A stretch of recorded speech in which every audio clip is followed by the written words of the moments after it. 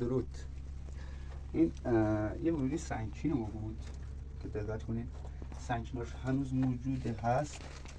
این برقم داره با ما یه ذره حال میکنه. بعد این ورودی سنگچین ما چیز ورودی تونل ماست همراه با سنگچین موجود که سنگچین ها بچه ها زحمت کشیدن کنار دادن و این تله ریزش رو داشتیم ما اینجا. دقت کنید این دیواره کلا تله ریزشه، اصلا هیچ اعتباری بهش نبود.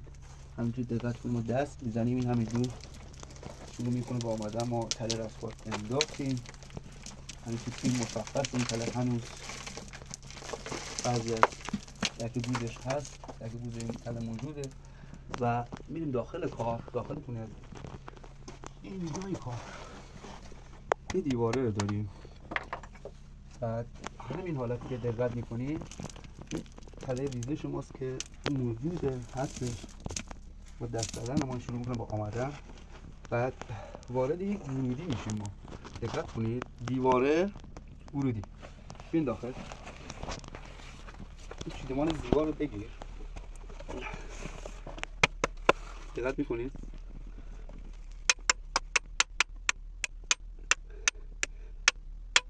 این یه جاساز فیک ماست، یعنی معمار اومده یه جاساز فیک درست کرده که بتونه ما رو فریب بده،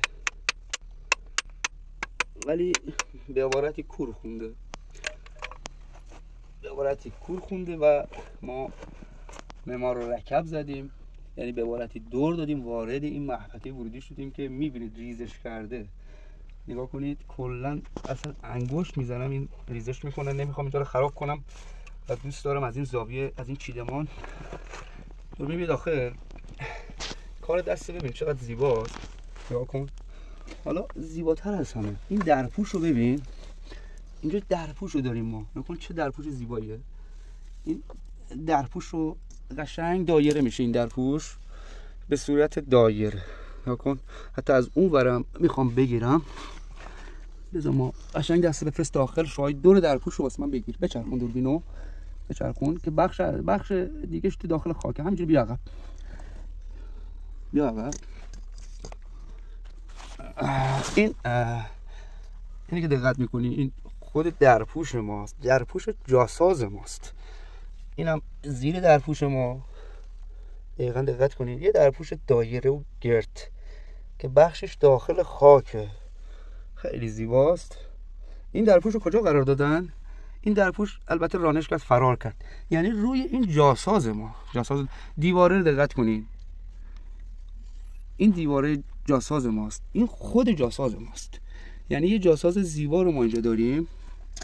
دقیقا دقت کنید یه جاساز فوق العاده زیبا رو داریم ما اینجا همراه با یه برآمدگی وسط اون. یعنی چی؟ یعنی ما اینجا البته دور جاساز من بگیرم حیف از قلم بیفته.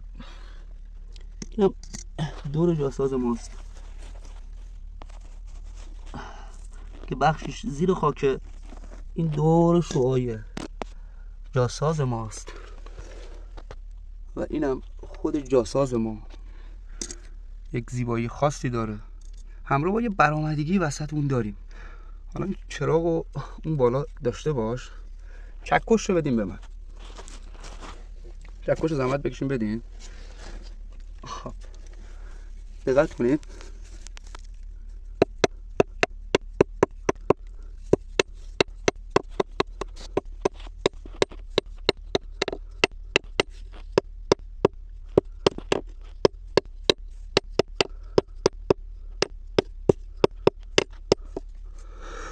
امیدوارم همچین چیزی نصیب دوستان دیگه هم بشه.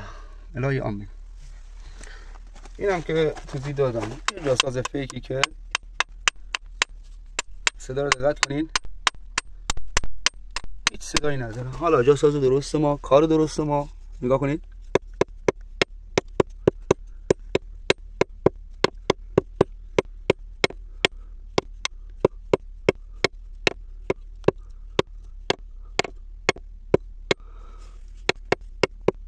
امیدوارم که واقعا قسمت بقیه دوستان بشه. بدرود.